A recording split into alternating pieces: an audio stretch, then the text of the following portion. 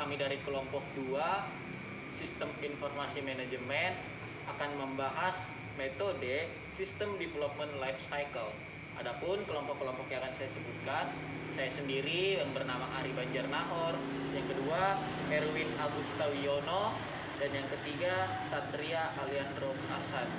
Di sini saya akan melanjutkan presentasi saya, yaitu apa itu SDLC. SDLC seperti singkatannya yang pertama adalah System Development Life Cycle. Nah, kependekan dari SDLC itu adalah bahasa Indonesia yang disebut dengan siklus hidup pengembangan sistem. Jadi SDLC ini adalah siklus yang digunakan dalam pembuatan dan pengembangan sistem informasi yang bertujuan untuk menyelesaikan masalah secara efektif. Jadi di mana ketika sistem informasi mempunyai masalah terkait dari segi fungsi atau dari segi jenis-jenisnya, ini sangat cocok. SDLC ini sangat cocok karena di situ mempunyai siklus atau membuat pembaruan terhadap sistem informasi tersebut. Nah, adapun bab-bab yang akan kita bahas adalah dari fungsi SDLC, metode-metode SDLC, dan jenis-jenis SDLC. Oke, baik, mungkin itu saja presentasi dari saya yang akan dilanjutkan oleh rekan saya. Selanjutnya yaitu adalah fungsi SDLC atau System Development Life Cycle. Sangat sulit untuk membuat sebuah perangkat lunak tanpa perancangan yang maksimal. Beberapa teknik dalam mengembangkan perangkat lunak terus dikembangkan hingga kini. Masih banyak perdebatan mengenai metode yang paling baik dan paling sesuai untuk segala tipe perangkat lunak. Meski demikian, ada perencanaan lebih baik daripada tidak ada perencanaan sama sekali. Dilihat dari berbagai sisi, SDLC memiliki banyak fungsi, antara lain sebagai sarana komunikasi antara tim pengembang dengan pemagang kepentingan. SDLC juga berfungsi sebagai membagi peranan dan tanggung jawab yang jelas antara pengembang, desainer, analisis bisnis, dan manajer proyek.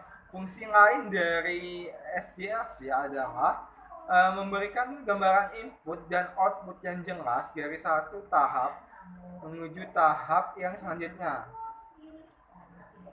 Selanjutnya yaitu ada metode pengembangan SDLC atau System Development Life Cycle.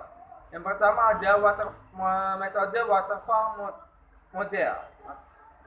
Metode waterfall adalah metode kerja yang dijalankan secara berurutan, dipanggang sebagai terus mengalir ke bawah melewati fase demi fase. Metode System Development SDLC atau sering disebut menggunakan air terjun waterfall pertama kali diperkenalkan oleh Windows Wireless pada tahun 1970.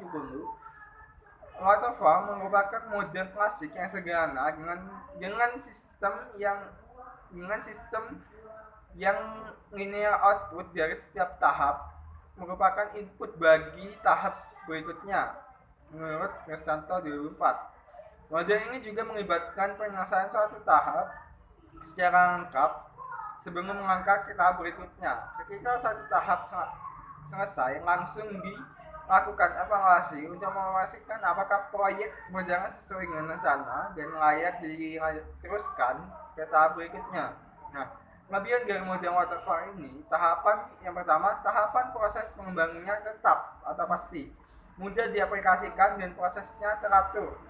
Yang kedua, cocok digunakan untuk software atau program yang sudah jelas kebutuhannya di awal sehingga minim kesalahannya. Yang ketiga, software yang dikembangkan dengan metode ini biasanya menghasilkan kualitas yang baik. Kekurangan dari model air terjun atau waterfall ini adalah proyek yang sebenarnya jarang mengikuti alur sekuensial seperti yang diusulkan, sehingga perubahan yang terjadi dapat menyebabkan hasil yang sudah didapatkan tim pengembang harus diubah kembali atau iterasi yang sering menyebabkan masalah baru. Yang kedua yaitu terjadinya pembagian proyek yang menjadi bertahap-tahap yang tidak fleksibel karena komitmen harus dilakukan pada tahap awal proses. Yang ketiga yaitu adalah sulit untuk mengalami perubahan kebutuhan yang diinginkan oleh customer atau pelanggan. Selanjutnya model yang kedua yaitu ada metode prototype.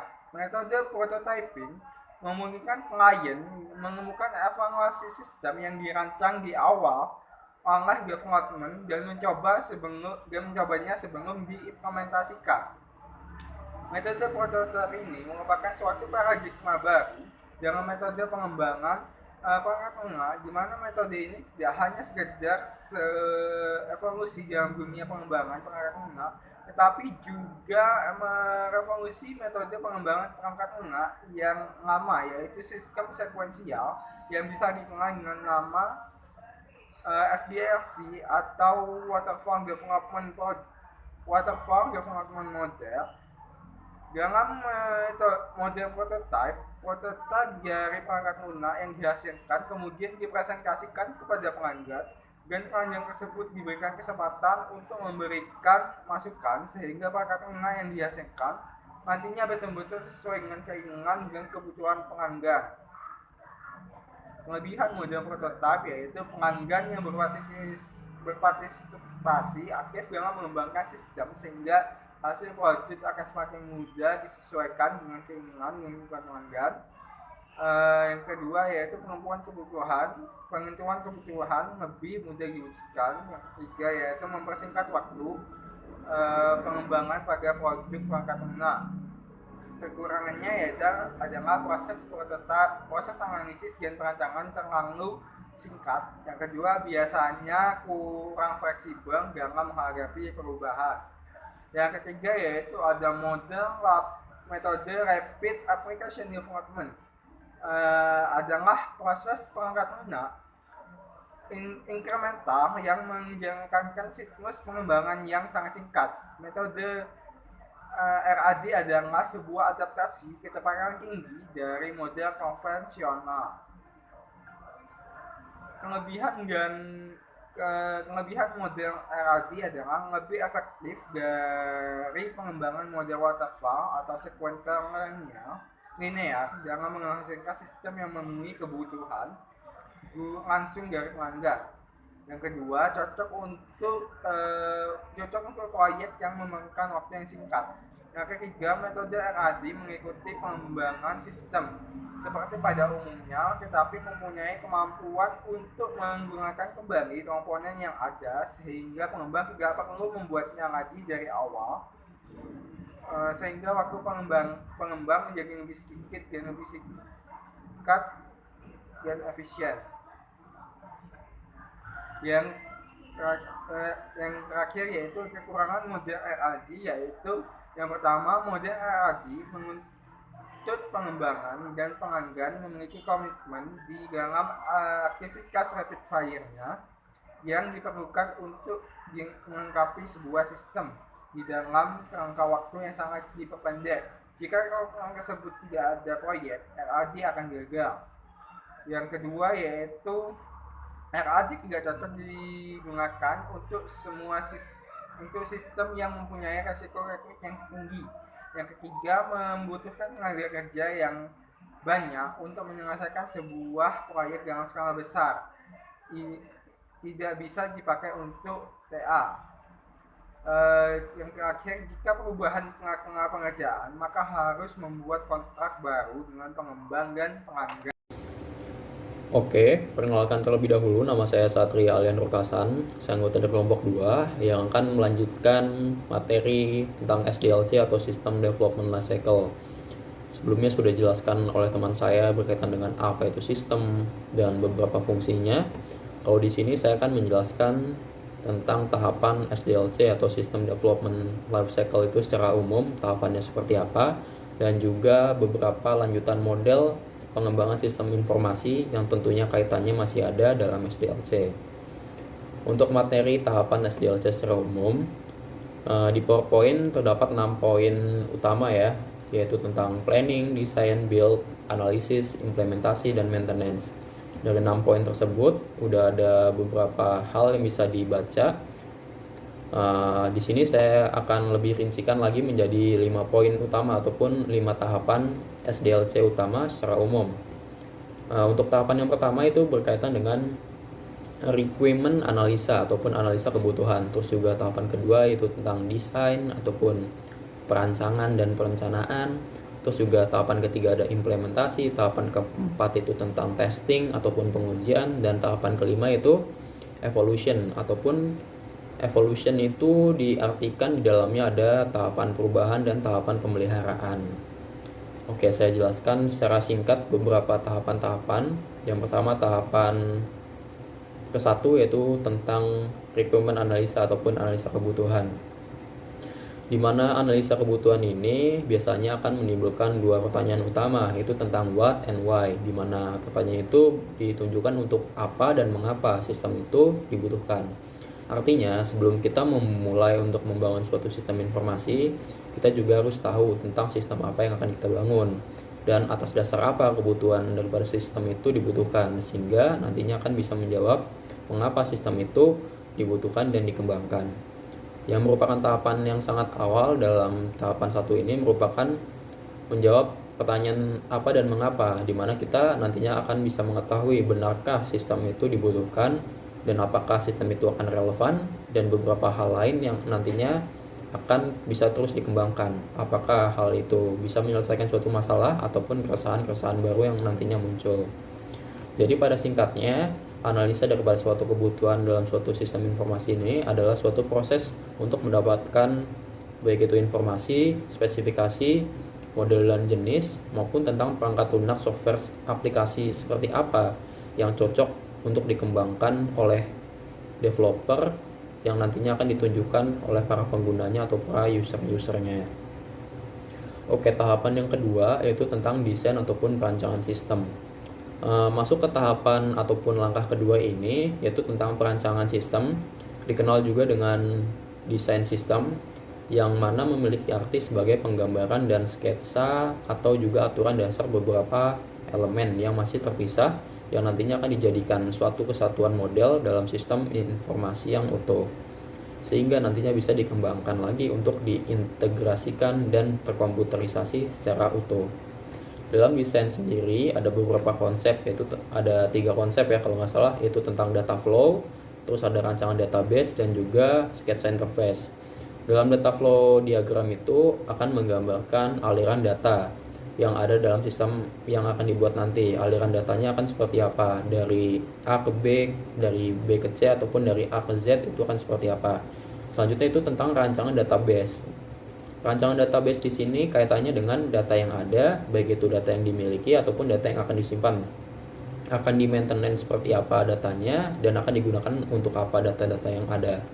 Untuk selanjutnya itu tentang sketsa interface. Sketsa interface itu dijelaskan berkaitan dengan kita ataupun mereka, user dan para pengembang akan menampilkan sistem ataupun aplikasi softwarenya itu seperti apa bentuk dan tampilannya, apakah akan modern, klasik, kontemporer, ataupun sesuai kebutuhan-kebutuhan yang memang selalu berkembang seiring perkembangan teknologi dan kemajuan-kemajuan yang diinginkan oleh para pengguna-penggunanya. Untuk tahapan yang ketiga itu tentang implementasi ataupun pembuatan sistem. Pembuatan sistem yang akan dibangun ini merupakan tahapan setelah sistem yang dirancang yang nantinya akan dilanjutkan untuk dibangun.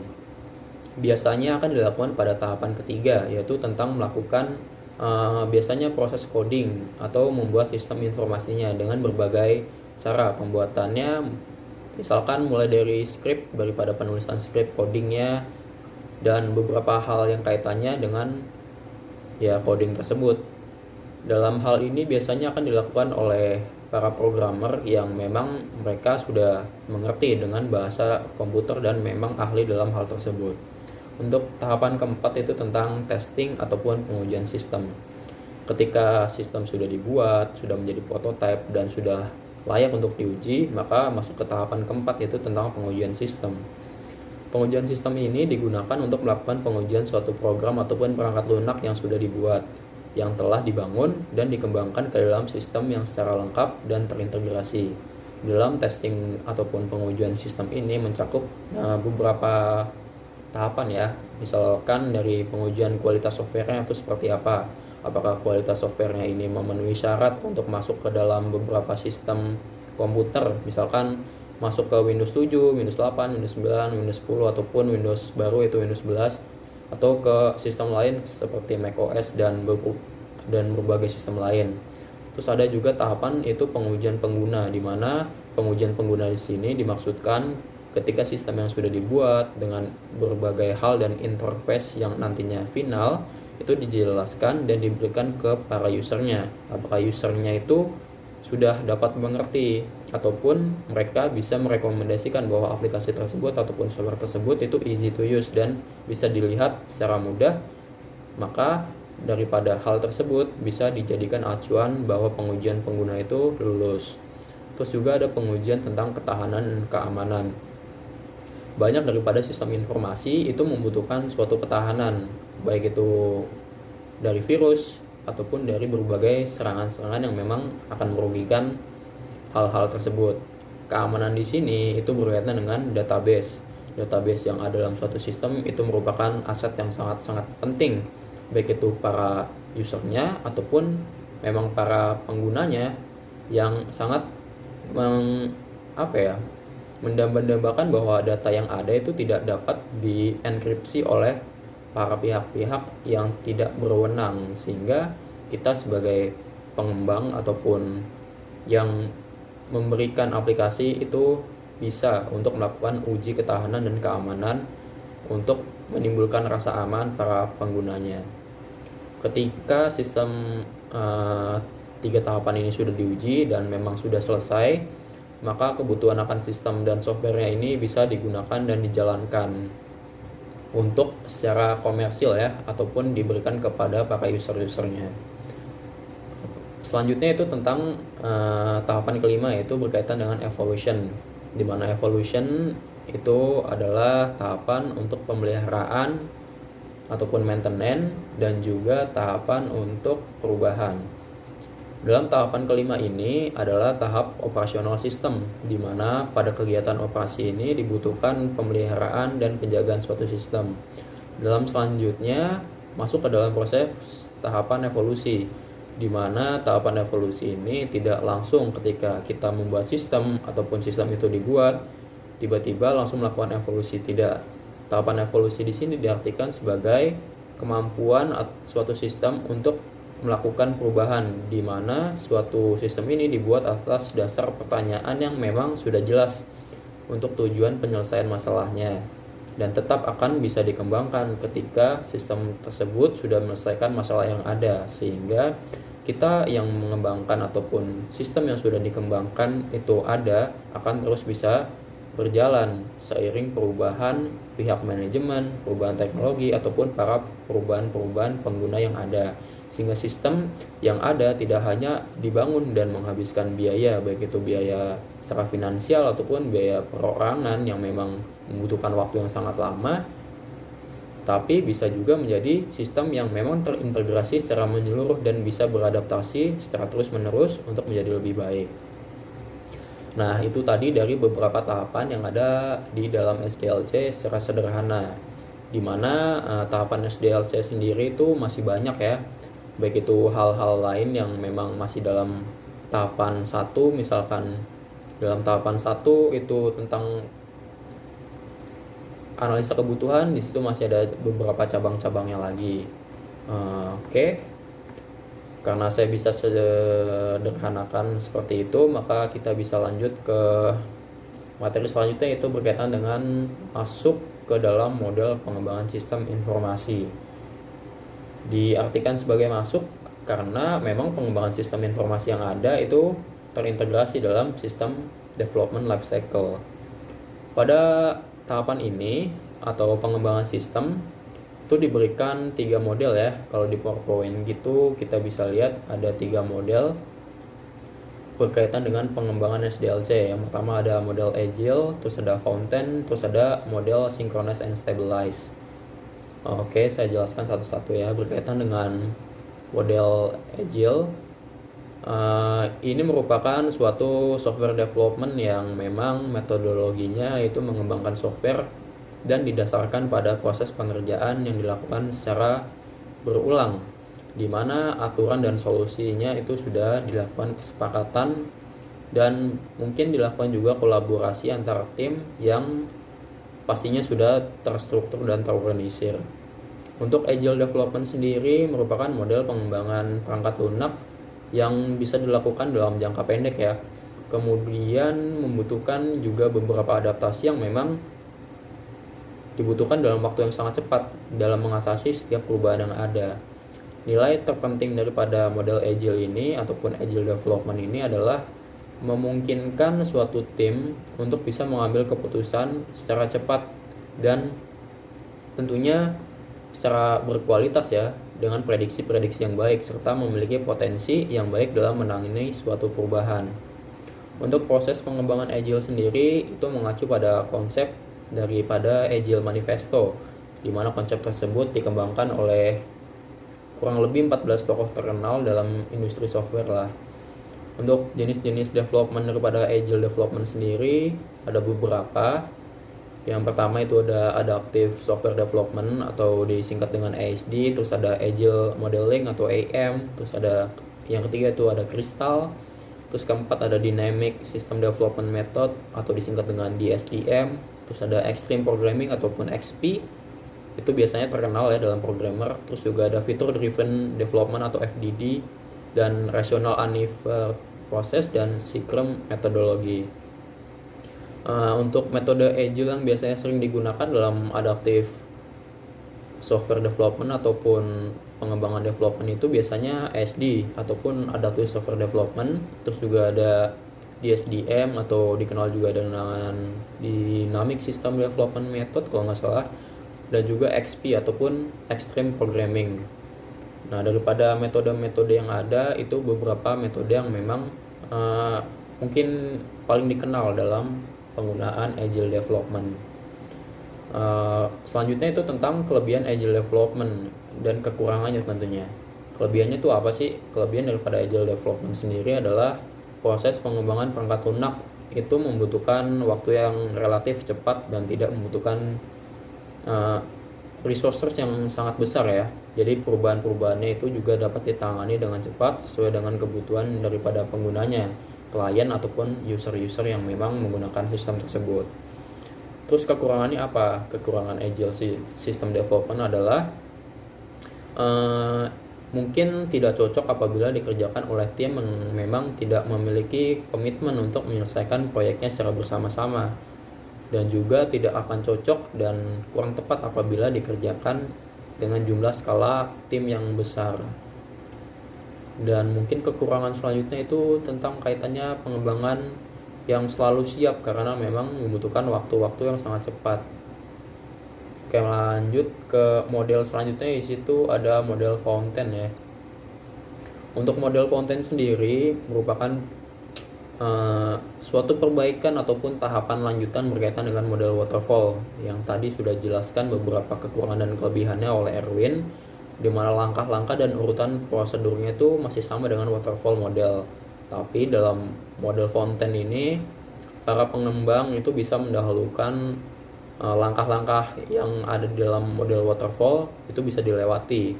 Tetapi ada satu langkah yang memang tidak boleh dilewati dalam setiap pengembangan model SDLC, itu tentang step design ataupun apa yang akan kita buat. Dimana kalau memang itu dilewati maka proses yang akan dilanjutkan, misalkan proses codingnya itu akan tidak sinkron ya, tidak dapat terintegrasi dengan siklus yang ada dalam sistem development lifecycle nantinya. Terus selanjutnya itu tentang model model synchronous and maintenance, di mana synchronous and maintenance di sini setahu saya merupakan sebuah pendekatan yang memang dilakukan secara menyeluruh untuk mengembangkan dan mengelola sistem perangkat lunak secara skala besar ya, di mana tim yang memang bekerja secara bersamaan ini akan melakukan modul aplikasi individu. Mereka yang sering melakukan sinkronisasi mungkin dengan kode ataupun dengan beberapa isyarat kepada tim lain, dan bisa menstabilkan beberapa bug yang memang nantinya akan muncul dalam penggunaan sistem dan pengembangan sistem yang skalanya memang besar. Beberapa kode yang bisa digunakan memang bisa menjadi suatu cara untuk mengatur proses yang sangat panjang dalam pengembangan sistem development lifecycle yang menggunakan model synchronous and stabilized.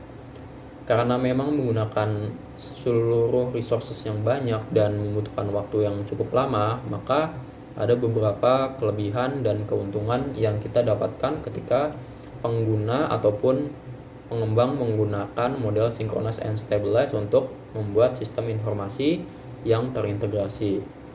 Keuntungan dalam sistem integrasi synchronous and stabilized salah satunya itu tentang pemantauan proyek yang memang ataupun pembuatan sistem informasi dan aplikasinya itu bisa mudah untuk dimonitor di tengah-tengah ketika terdapat perubahan. Jadi bisa terintegrasi dalam proyek-proyek yang menggunakan model lain, dan juga bisa dilakukan suatu perilisan secara menengah produk, di mana produk ataupun sistem software itu diluncurkan mungkin dengan cara beta, di mana fitur-fiturnya itu sudah ada dengan tampilan yang memang akan seperti itu, tapi tidak memiliki fitur yang selengkap daripada fitur yang akan dikembangkan secara final.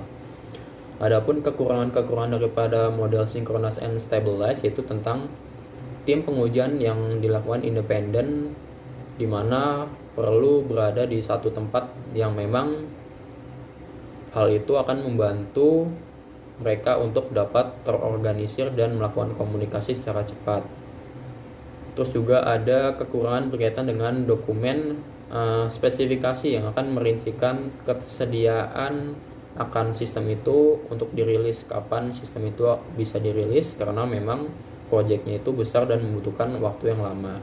Terus juga ada sistem periodik, di mana membangun permintaan proses itu akan semakin sulit dan ketat untuk didefinisikan untuk terintegrasi sebagai modul suatu kesatuan sistem, karena membutuhkan waktu yang sangat lama. Maka dalam pertengahan ataupun dalam detik-detik final ke peluncuran suatu sistem itu ataupun aplikasi tersebut akan terjadi perubahan-perubahan. Nah, daripada hal-hal itu dapat masuk ke dalam kekurangan model synchronous and stabilized. Oke, sepertinya sudah selesai PowerPoint ataupun presentasi daripada kelompok 2 berkaitan dengan materi SDLC.